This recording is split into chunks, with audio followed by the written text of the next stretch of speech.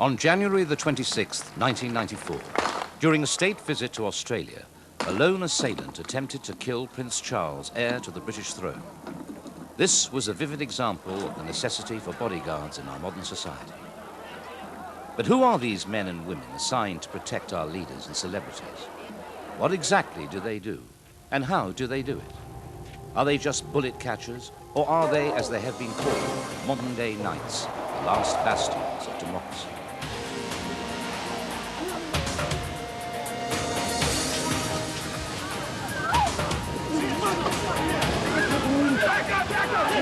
Get him out! Bodyguarding is as old as history. From the Praetorian Guards of the Caesars to the Anglo-Saxon housecarls and the knights of medieval kings. In the past, bodyguarding has usually been the Army's responsibility. It wasn't until 1865, in the wake of President Lincoln's assassination, that the United States government set up a separate secret service to guard its leaders. And it took till 1883 for the British Special Branch to be formed in light of attempts upon Queen Victoria, of which there were at least 7. Bodyguarding failures led directly to the outbreak of World War I, following the killing of Archduke Franz Ferdinand in 1914 in the streets of Sarajevo. With a 25% annual rise in political violence, rising trends in kidnap for ransom, and celebrity fan stalking, bodyguarding has become a growth industry. This has led to a new breed of bodyguard. Not to be confused with bouncers, minders, security men, personal detectives, or ceremonial escorts. The new modern bodyguards are all-round trained, lethal if need be, professionals. They do not want to be the man who shot the president, and they have no wish to be mere bullet catchers.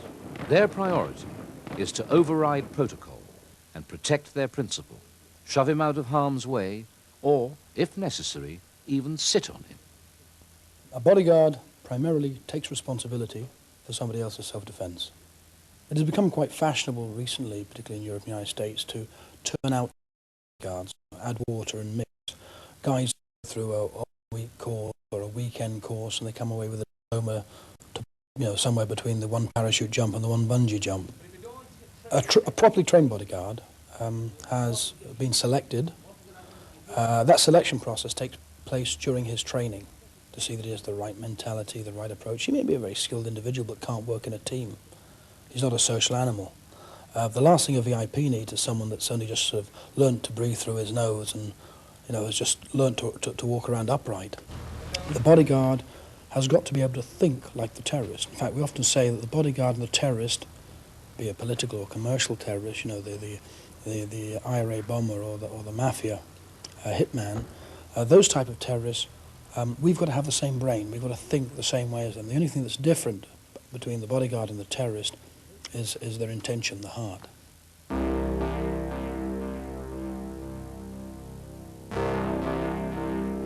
The 6 basic bodyguard skills overlap. They very much provide a ring of protection around the VIP.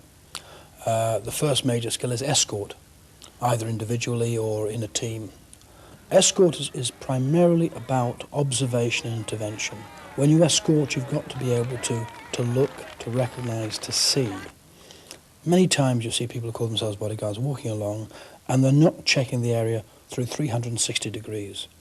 They're providing plenty of opportunity for an attack. They're there, they're companions, but they don't see. Many people who call themselves bodyguards we would call just companions because they're not actually providing protection. We provide a training in a minimum of 6 basic formations, and the formation is there to provide a physical protection for the VIP, but as we said, the objective of it is to avoid the problem. The first method of pedestrian escort is the solo. It's for the low threat situation. We have number 1 who stands on the left side to the rear of the VIP. Many other formations, they stand on the right. We choose the left because it's a safer area. Up from that is the 2-man or deuce formation. We place number 2 forward and to the right. The escalation on that is the 3-man triangle, and number 1 shifts himself slightly behind the VIP to create the triangle. From that, entering the areas of close escort, is a 4-man escort called a square. Number 4 moves up alongside number 2. Number 2 falls back and close in behind the VIP. When moving through crowds, you may need more people in the way of escort. Number 5 will then join at the rear.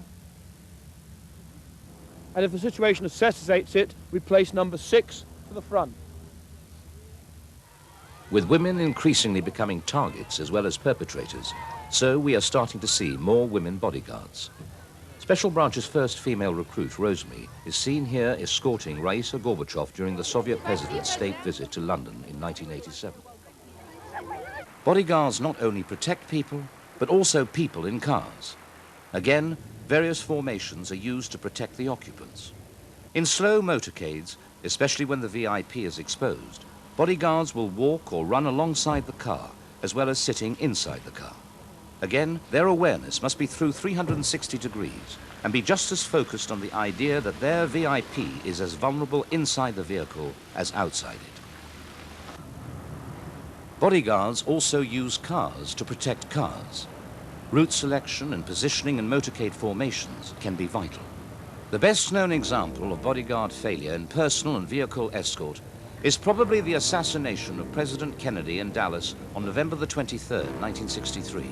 Only Secret Service bodyguard Clint Hill was alert to the danger and frantically tried to board the rear of the presidential vehicle to shield the president, if need be, with his own body. Tragically, he was moments too late.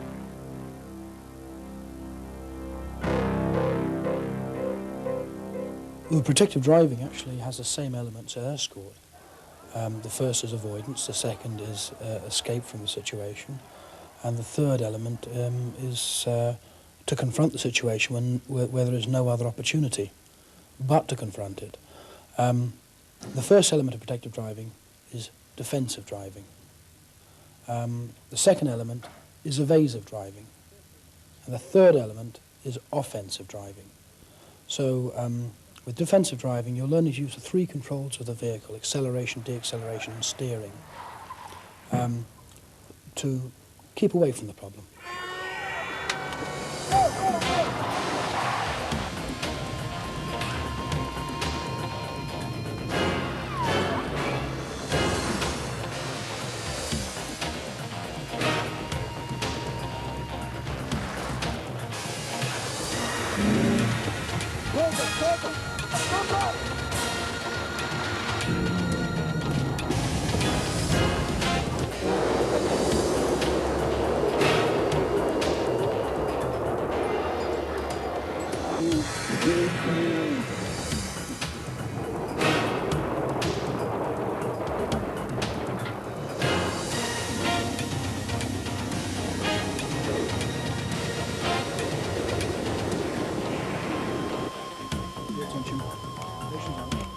Evasive driving is particularly where, for example, you've driven through an ambush and you're being pursued.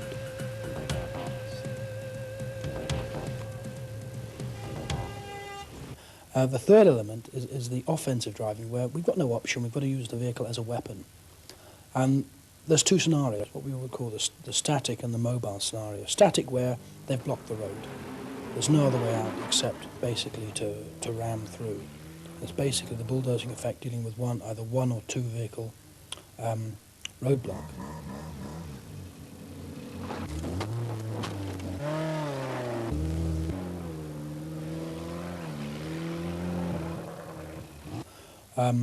With the mobile situation, we have a situation where either the drive pass, where they try to push you off the road, or there's an attempt to, say, attack the car in a drive-past attack with a weapon, or someone's on a motorcycle. That's happened quite a number of times.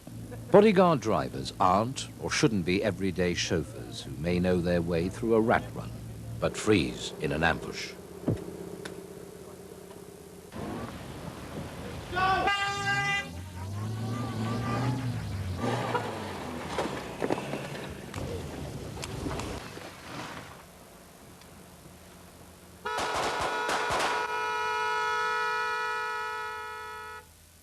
Only alert driving saved French President Charles de Gaulle in 1962 when he was ambushed by the OAS, and even then, it was a close-run thing.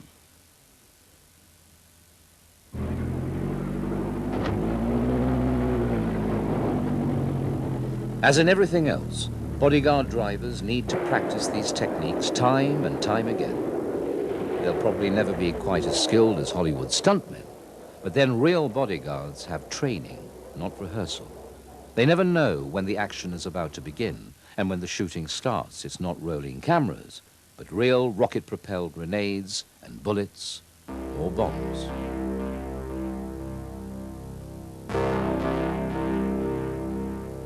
When it comes to bombs, cars or boats and planes are both an offensive weapon and a target. The letters IED stand for improvised explosive device or devices. Now, in fact, with IED for us, it covers a wide range of areas from what we call arson, a very straightforward attack, through to the use of incendiary and explosive and blast incendiary devices, through to the use of drop bombs, where they literally place a bomb somewhere in the room, sometimes disguised, maybe as a television set, maybe as a piece of furniture, maybe just hidden in a bag, or they send it through the post. Bomb-making ingredients can be as simple as common fertilizer or as sophisticated as Semtex. They can be activated by lighting a fuse, pulling a pin, or by an electronic trigger detonating at a distance of both time and space. Here we have Semtex, detonator, electronic activator and battery, all in less space than a cigarette packet. So the bodyguard has to learn how to search without setting off the device, and then what to do on finding it. Yeah, that's okay. Happy with the doors. Looking down the sides. No. Bomb assassinations such as Airy Neves by the IRA in the car park of the House of Commons, Italian Judge Falcone's by the Mafia, or even the boat bomb killing of Lord Mountbatten, who dismissed his close bodyguards remarking, "Who'd want to kill an old man like me?" All go to show you can never take anything for granted or be too careful. The Grand Hotel, Brighton. 5 people were killed when an IRA sleeper bomb planted weeks earlier attempted to wipe out the Tory government gathered for their annual party conference. There are a multitude of places within an engine to hide things, aren't there? Multitude of places. Okay? All you can do is work in a common sense approach, is to start at the rear of the engine and work your way through to the front of the engine. Okay? Obvious places that they could hide something, of course, is in washer bottles. All right, so they should be considered. Has the air filter been taken off? Do the clips look as if they've been lifted? Is that clip nice and shiny because my thumb's been on it and I've pulled all the grease off it? Okay? Can you see if anything's been touched or removed? Okay, so again, all it is here, starting at the rear of the engine, it's a look inside. Obviously if it's pitch black, this is where my torch is coming into play. I've got my mirror. If I can't see the angle properly, I can get the mirror out and look inside down here with the mirror. Yep. Looking through, I can't see anything on this side. Obviously if you've got the two of you, your partner can be in on the left here, he can be working down his side there. If you're on your own, you're on your own, that's it. Car bombs, thrown bombs, concealed bombs, suicide bombs, posted or parcel bombs, big or small. Bombs are the hardest threat to protect against, and measures to avoid or preempt them require the utmost vigilance. On the eve of Sarah Ferguson's wedding to Prince Andrew in 1986, security and bomb prevention measures along the route to and from Buckingham Palace were extensive. Police had every reason to be satisfied with the dog's performance. They know the greatest security threat lies along the open streets to and from Buckingham Palace. Every lamp standard along the route has been checked for possible parcel bombs. Then there are electrical junction boxes sealed with metal strapping. Posting a letter in this part of town will be something of an impossibility, and even traffic bollards are checked several times a day. We go through the ceiling, sun visor, lights, okay, mirrors, fine. Down the panels on the inside into the dashboard. You can never be too careful.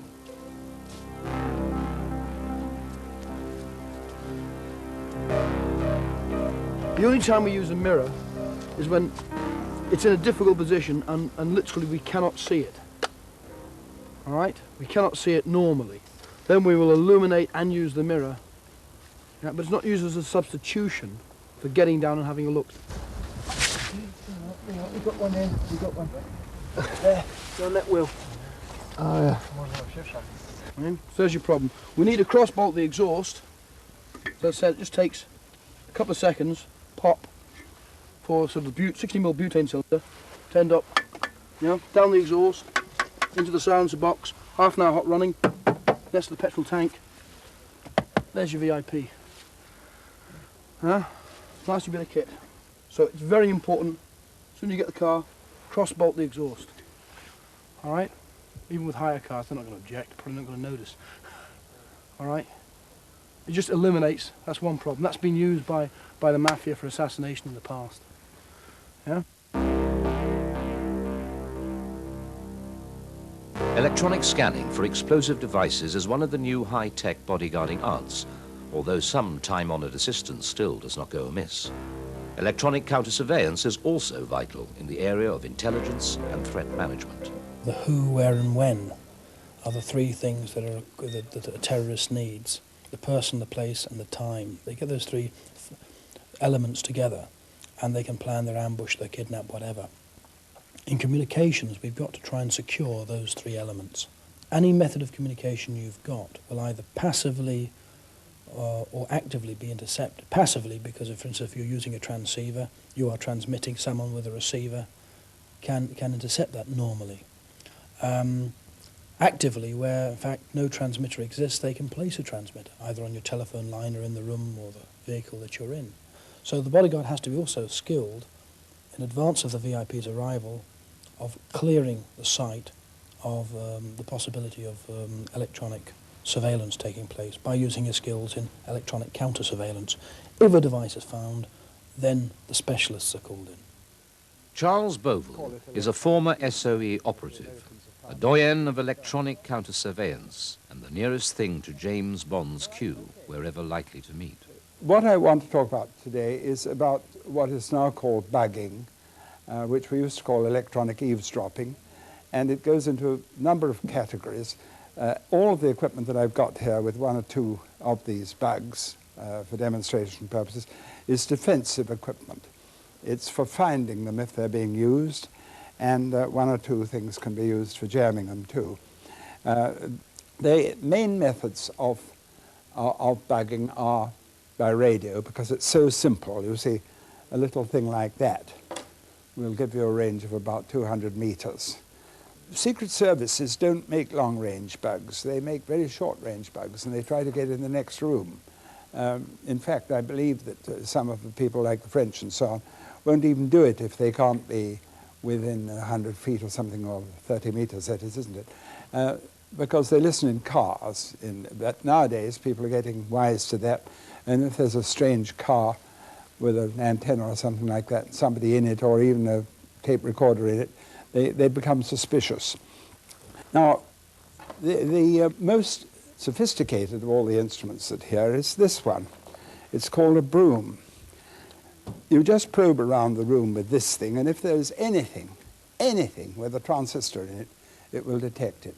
This is the most outstandingly useful thing in the whole catalogue of devices, because it's so,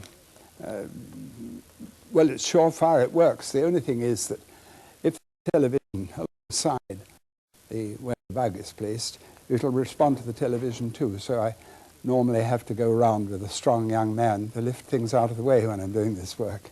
It's rather an essential part of the thing.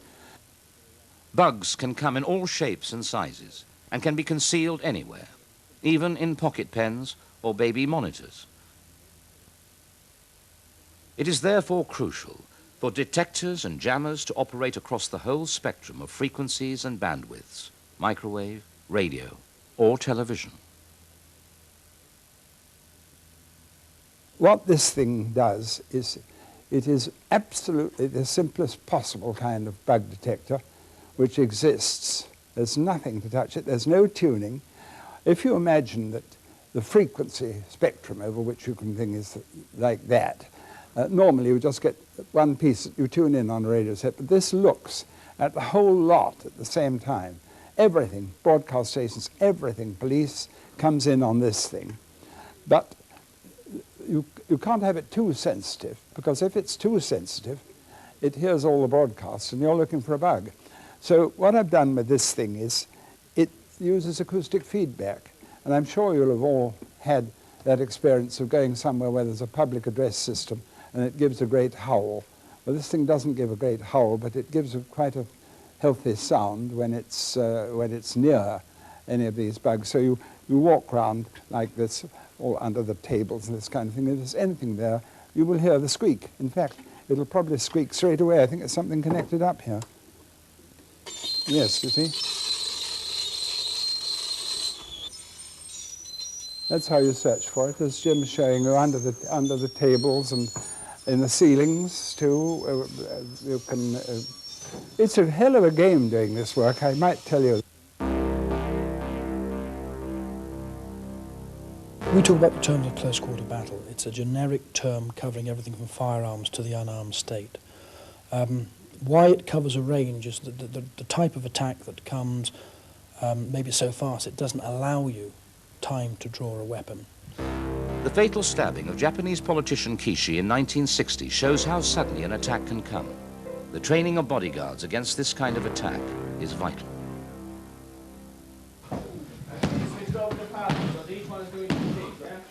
Any form of kickboxing, provided it is aggressive, is excellent for bodyguarding. We don't tend to go for the sort of, should we say, more stylized kung fu and karate styles. For a very, very simple reason. There's very little contact, very little aggression. It doesn't teach you to get your body weight forward, and therefore is no real use to us in CQB, close quarter battle skills, where you're going to have to be using weapons, be they sort of body weapons or sort of weapons you're carrying or you adapt from the environment. The only thing we don't do, obviously, in the CQB environment is we don't normally punch. Why don't we normally punch? Don't get control of the punch. Well, yeah. You break your hand in case you want to. Right. I mean, you look at world champion Mike Tyson, outside the ring, argument with a fellow in the street used to know, bang, hits the fella, breaks his fist. Now, if Mike Tyson can break his fist, gentlemen, you can break your fist. And you need both hands if you're going to work a firearm. All right? That's why it's very bad. Any military or police system or bodyguard system where the guys are carrying firearms and they're taught to punch is bad. Because you get in a situation where you hit the guy, bang, your hand goes, and the next minute an attack comes which requires the use of your firearm. And if the firearm, either cocking it, or if it's already cocked, if it jams, you're going to need both hands to clear it. I know the Israelis play with silly systems of what to do if your hand, if you're one-handed shooting, all the rest of it, but really, that's a bit too much like Hollywood. You know what we call Hollywood? Hollywood is the illusion of competence. Okay, so we don't follow our drills from Hollywood across the board. Let's deal with the situation. The one good thing you've got in the close quarter battle situation for bodyguards is that if I can't get him away, if I can't escape, then I'm going to have to confront. But remember that invariably the target is not going to be you, it's going to be the VIP. Can I borrow you? Most important aspect is, in escort, observation. I've got to see the attack coming. The attack can come from 360 degrees. Therefore, I've got to be looking 360 degrees, and if I'm in escort formation, I've got to ensure that all members of the formation are looking, turning, covering their arcs of surveillance. Too many times you see bodyguards in formation, be it in vehicle or pedestrian escort, and they're all looking forwards. Well, that's not where the attack's going to come, is it? Huh? So, let's say he goes for the VIP. Get your body weight in to intercept first. Secondly, control the head. The head is the steering wheel of the body. It's the same as the steering wheel of a car, all right? Control the head. Keep your weight down and drop him in. Turn, get the VIP away. Keep low when you hit the VIP because you want to drive him up. These people who drop the VIP down, a VIP finds it very hard, particularly if it's a big fat rotund character, to run when you're pressing his knees to his nose, all right? So you really need to keep the guy up, and that means hitting him low and driving and keeping on his tippy toes. All right, drive him out of the way. Let's do that again, please. We're moving along. All of a sudden, out of the blue, out of the crowd, I'm looking around. This guy suddenly steps in to attack the VIP. Drop, turn, move. Don't stay there doing a Mike Tyson. I don't stay there trying to do 13 or 14 rounds with him. Drop him and go. Leaving the T Street exit of the Washington Hilton Hotel on March the 31st, 1981, US President Reagan was about to enter his vehicle when a lone gunman opened fire with a .22 caliber pistol. The President, his press secretary, a Secret Service agent, and a Washington policeman were all hit. While the assailant was wrestled to the ground, the President was hustled into his limousine by one of his Secret Service bodyguards. Noticing the President was bleeding, the bodyguard directed the presidential limo to the nearest hospital. Robbie, let's have you. Let's say you've got a guy in the back here. Come on, form around, you're clapping the VIP. Here's my VIP. All right?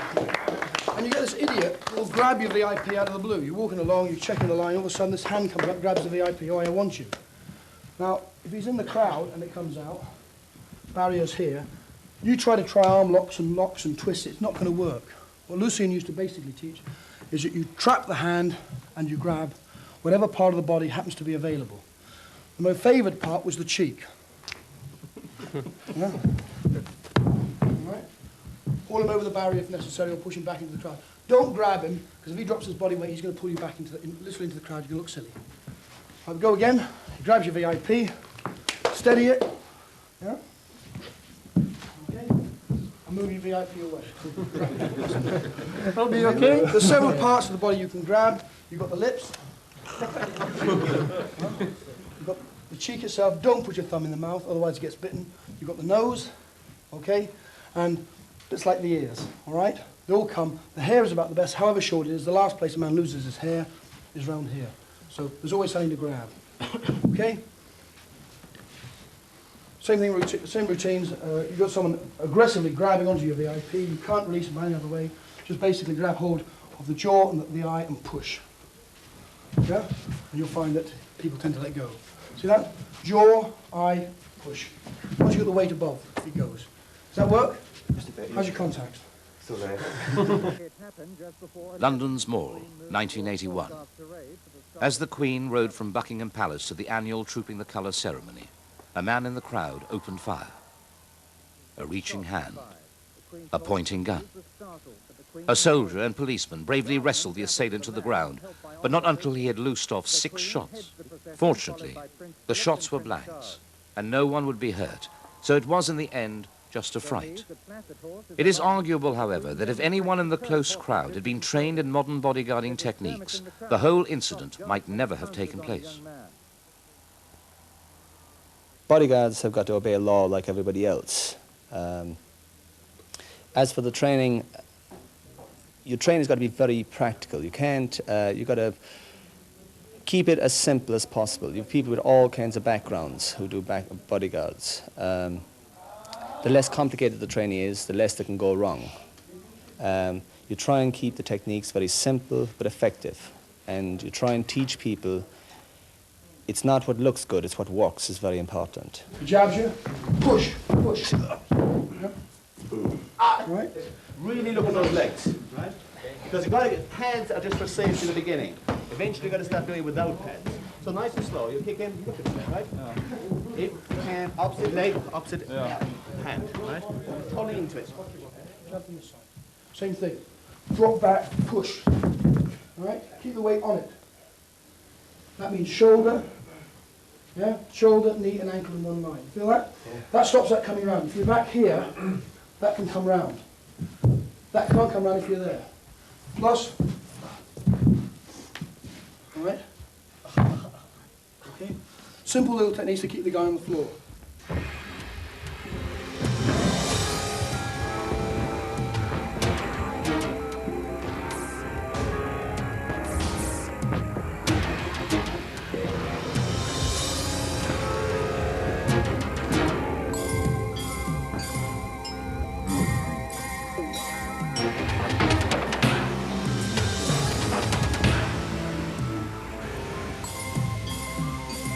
Just bring the knee up, stick it straight forward, pull it back, and back to stance.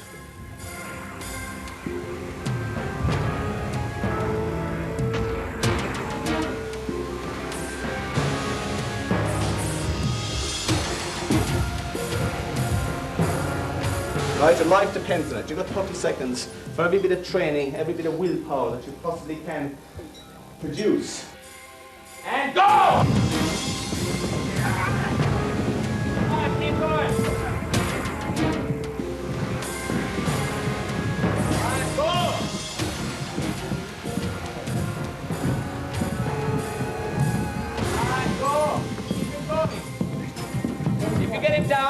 him down. Don't let him back up.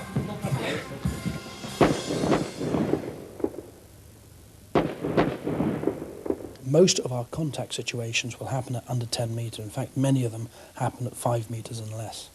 So that our bodyguards are taught how to fire rapidly without aiming, but accurately at a target. Trying to focus on this man here, I take the area that is exposed to the target and take a new centre line. All right? Means I can hit you without hitting them. Very important in a crowd situation. And in sort of the CQB position we're talking about in Escort, quite often the terrorist, the criminal, will try to hide behind the innocent rather than stand out in the open and say, here, come and get me. It is not likely, unfortunately the American scenarios tend always to have the professional bodyguard scenario, that a professional assassin will come and try and shoot. There has been no recorded instance of professional assassins coming against people with bodyguards. Professional assassins go up there with a sniper's rifle or they use a bomb. They want to spend the money they earn. What we tend to get is the stalker, the crazy, the person who is somewhat committed emotionally, psychologically or otherwise to a cause or committed to a concept. Yeah? So we have the stalkers, the kind of guy that killed John Lennon, for example. Or someone who's, Armenian, wants to get revenge on the Turks, etc. They don't tend to be what we would call the professional assassin. Professionals want to survive, professionals want to spend their money. The Ambassador Hotel, Los Angeles, June the 5th, 1968. After a campaign speech, presidential candidate Robert Kennedy was heading towards a back way out through the hotel kitchen when he was fatally shot in the head at close range by lone gunman Sirhan Sirhan.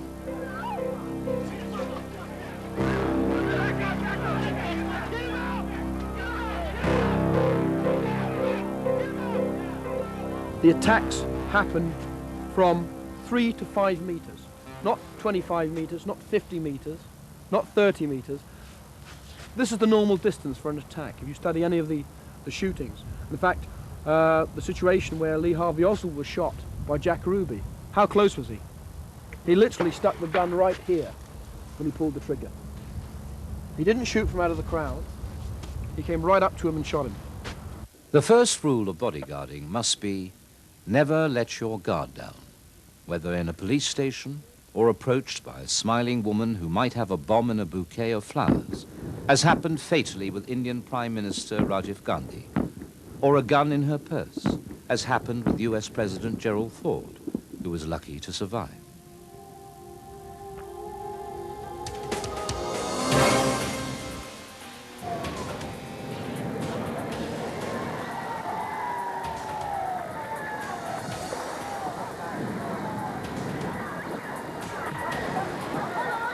People come from the world of practical shooting and sport shooting, and they think they can use a firearm.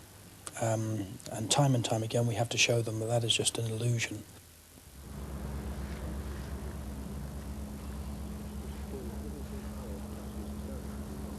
It is more likely that a bodyguard will be shot by a fellow bodyguard who mishandles a weapon than he will by anyone trying to kill his VIP. I've got my safe area here to the front. So, I take hold of the weapon, keeping my finger clear of the trigger, lies alongside. It's now pointing in a safe direction towards the sand there. I rotate the weapon. I remove the semi-automatic pistol, the magazine. In fact, there is no round in the magazine. That does not mean that there is no round in the weapon. The last round could have been fed in. To now automatically assume the weapon is unloaded is dangerous. I place the magazine, my little finger. I rotate the weapon, take hold of it, push it back, and at the same time, with my thumb, I'm going to push up the slide lock. I look inside, and I can now see that there's nothing in the chamber. I know it's safe. I've just cleared it. I show him that there's no magazine in it. Clear. Eye height. I bring it down to his chest so he can see there is nothing in the chamber. I then place it down at his hand. I then give him the magazine and step out of his way. He will move forward, kneel down, and he'll place the weapon on his knee with his elbow on top. The weapon goes on the knee there, the elbow goes on top. He can now release it with his hand. Right? We don't place weapons on the floor. It's one of the easiest ways. Look in these conditions here, getting mud, muck, anything else into them. Too many people shoot in shooting clubs, inside, nice wooden floors, they place weapons on the ground. Sport shooters do not believe that bodyguards can achieve the results they do until they actually see the bodyguards at work.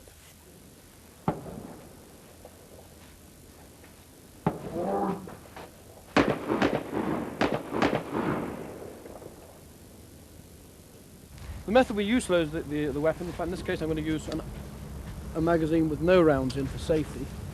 From here, I'll slide this forward, right?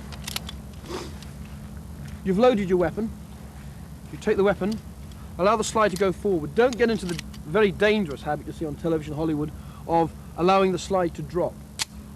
That's one of the easiest ways of actually ensuring that in fact a round can misfeed because of the shape of the round. So that you'll actually get part of the slide backwards. Yeah? It's held locked back by the round itself. Now, if you've done this sort of loading, or you've done this, hello Miami Vice and all the rest of it, from this position you're not going to see that the round hasn't seated. You're only going to see it hasn't seated from this position.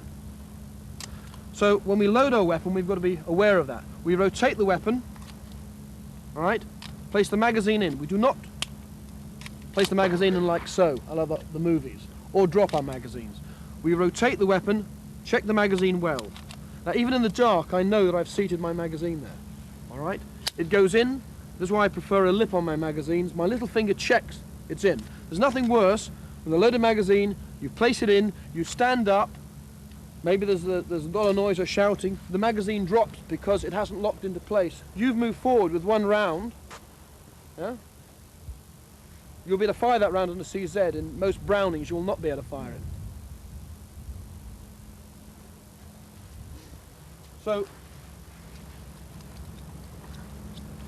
rotate, in, check. Then rotate the weapon across. Do not do this Israeli business of bringing it up to your face.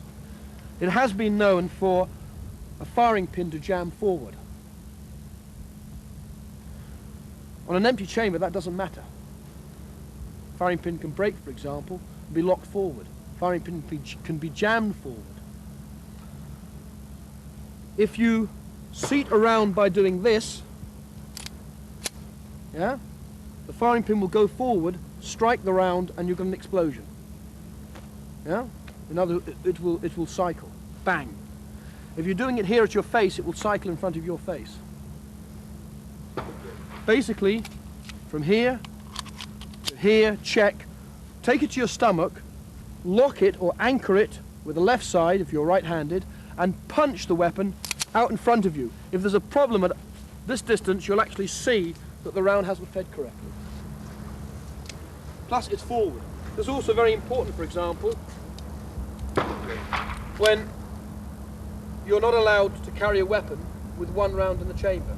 A number of establishments, police and military, they will say you cannot chamber the round. As a result of that, if you're ever in the situation where you have to draw the weapon rapidly and fire at the same time, you won't be able to do it here without getting shot. You can actually bring it from here to there and fire in one movement. The heart, of the lungs. If you take the area, the width of the head either side, an area width of the head with a line down the centre, all a man's vital organs from about the nose downwards are contained there. We're going to try and get our rounds along that line. But we're also taking a line across his armpits. We're going to try and keep our round below the level of the armpits. In a perfect world, all the rounds going here. Hand position. I do not get into a handcuff position as is taught by many of the sport shooters. I do not get into a teapot position. My hand certainly doesn't come back here as you see in the movies, otherwise that slide coming back will... That's a common fault with beginners in shooting. They'll get cuts to the wrist, to the outside of the hand, to the thumb even, and on occasions to the wrist, because they're holding the weapon as it's been shown in the movies. We don't handcuff them, because if you put the wrist together in a handcuff position, you're locking your shoulders. We do not put the hands underneath what we call teacup and saucer. the right hand is pushed into the left hand. The left hand pulls back, the right hand pushes down. The right pushes across to the left pushes to the right. It actually locks it front and back, top and bottom, right and left. All right? This arm is locked.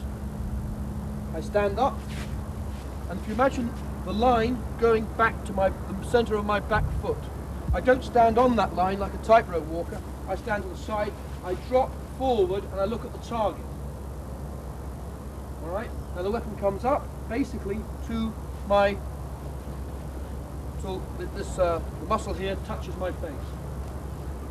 I don't aim, I don't use the sights, I basically push forward, come up.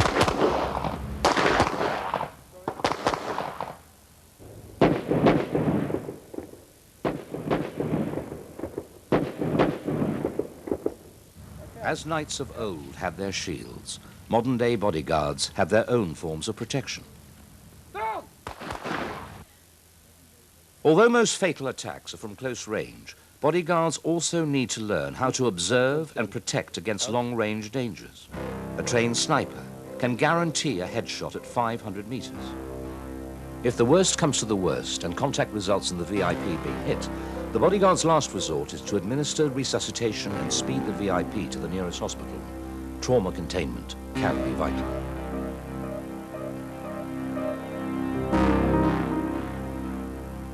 Paramedicine confuses a lot of people. A lot of people call themselves paramedics. In most countries, to be a paramedic, you've got to qualify as a paramedic. An easy way to describe it is that it's one step up from first aid. A lot of people come across first aid, particularly in the workplace, etc. Our workplace as bodyguards is a different one from the factory or the office normally. The first aider, his job really is to restore function. The paramedic does exactly the same. He restores function, but where it's impossible to restore function, he can go one step further and replace function.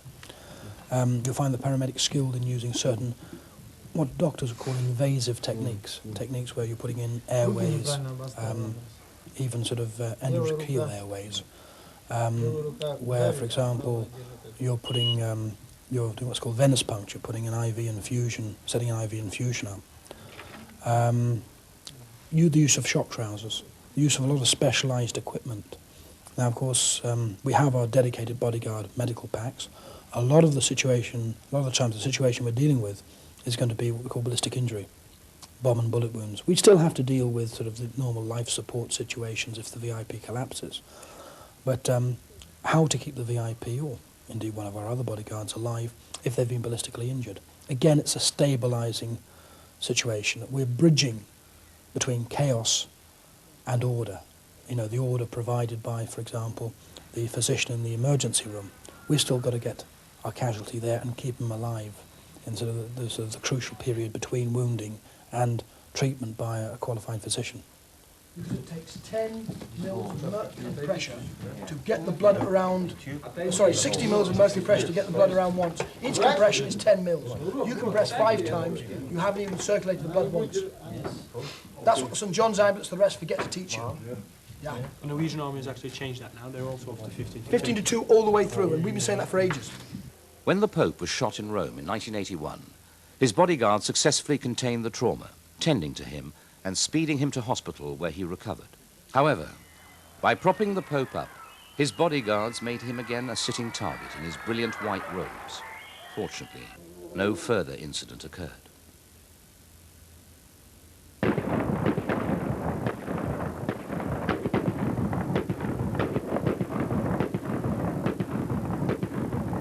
The bodyguard, as far as our founder was concerned, was the grey man. In fact, you'll notice that the bodyguards, the colour of bodyguards, the colour of our banners, the training clothes used are grey, which is to emphasise the fact that the bodyguard is the grey man. We don't wear sort of the camouflage of the Rambos. You don't see us wearing sort of black normally, which is the clothes of sort of associated with anti-terrorist groups, etc. It's the grey man. We're there to blend in.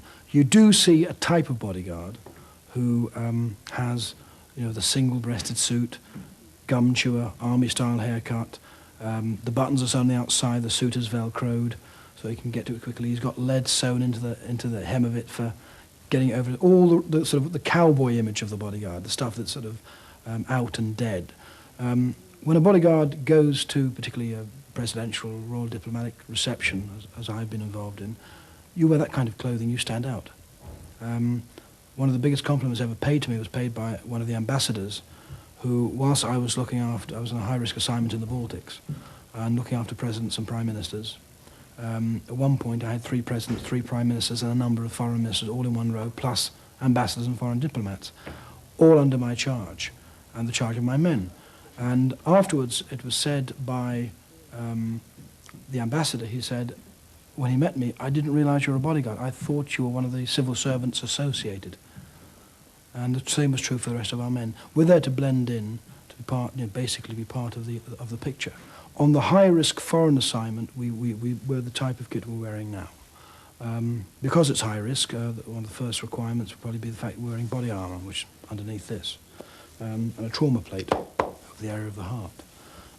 There's a variety of bits of equipment that are sort of carried fairly well concealed. The clothes are built so they sort of can contain. We don't use the Velcro fronts, we actually use side vents, so that basically we can get to any of the equipment through side vents. At the back, for example, if there was happened to President Bush down in Panama, the use by the police of tear gas, we actually carry in the middle of the back an escape mask. This is our gas mask, what people call respirators or gas masks, so that we get into even a fire situation, we can get our VIP out. The hotel's on fire, it goes on our head and we get our VIP out. So that's one piece of equipment that we'll use. That's carried in the centre of the back, cushioned. Other pieces of equipment that we carry would be, for example, a pair of handcuffs. They're basically on a strap. The reason for that is that also inside the strap is the key. Major thing that people use when they have handcuffs is they often lose the key to go with it. Some bodyguards actually use flexicuffs, plastic tree ties, and they'll fit inside the belt. Other piece of equipment that we'd use, again, weapons aren't used in the United Kingdom. We're not permitted to carry weapons in the United Kingdom. But abroad, some of the things we'd carry, for example, would be this, which is a purpose-made IBA. We call them Zaps. They're called Billies in the States. It's an impact weapon. This, basically, we use the... this is lead on a steel spring. That's used against muscle, and the edge is used against bone, such as at joints. We'd use that where we've got a very big person, a number of individuals, or they are armed. The purpose of this is actually to strike the hand and disarm them. In the crowd situation, one of the problems we'll have in the crowds is that a baton won't work. Firearms, you never draw a firearm in a crowd. It'll be taken off and used against you. We saw that sort of thing happen in Northern Ireland. In that particular case, you would utilise a knife. This type of knife will actually penetrate a car door on test. Not that we want to go and do that. And is sharp enough to cut a rope the thickness of a man's arm. Whilst it's free swinging, they've done tests on it. It'll penetrate body armour. It has the same type of rubber grip that we utilise on our firearms as well.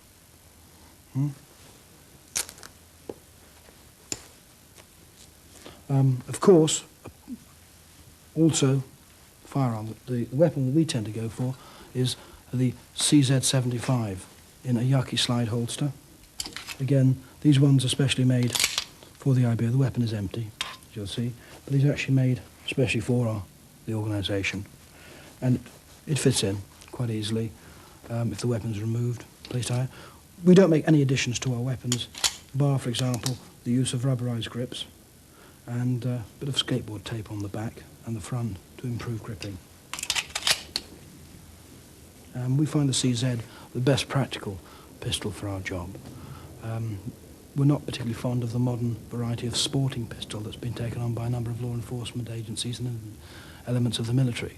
For the most part, they were designed for sport and are used for sport. This is an update of a Browning design, and Browning was the man who designed combat pistols, going back to the beginning of the century. Other piece of equipment that we have, or carry, basically, will be in a harness, a transceiver. Now, so that I don't have to keep pulling it out and waving it around like a security guard, I've got here a place for an earpiece. That is also a speaker or a mic. I can have it up here, or if I want basically what's said to be for my ears only, worn on the left side, basically an earpiece, and just underneath the jacket is the microphone. So if I want to speak, that rotates round. I can just talk to people. On the medical side, we'll carry bits and pieces. One of the things that tends to be carried is one of these. Women are quite familiar with. This can be broken open to be used as a pad to deal with bleeding, and of course it can also be placed into things like bullet wounds to assist the bleeding. That tends to be our field dressing. Underneath, a set of body armour. It's basically Kevlar with a trauma plate in front, which covers an area which is from the arch of the aorta, the heart, and basically the central area of the lungs. That's the primary target area that we have to protect. Despite all their lethal, unsocial skills, in modern democracies, bodyguards are expected to be there, but not be there. One of the liveried footmen riding in Prince Andrew in Sarah Ferguson's wedding carriage was in fact a camouflage government bodyguard. Of course, for many years, in 1972 to 1990, I was head of the Polish government in exile. And at that time, I was very often visiting United States. And then I was actually provided bodyguards because we met sometimes with demonstrations of the communists as well. So you had to be prepared for any eventuality. And anyway, as people who were organizing resistance against the communist system at the time, we were very unpopular, obviously, with the KGB. So you could expect anything, yes. I think myself that the whole institution of bodyguards is very necessary because it can now greatly contribute to the stability in Eastern Europe.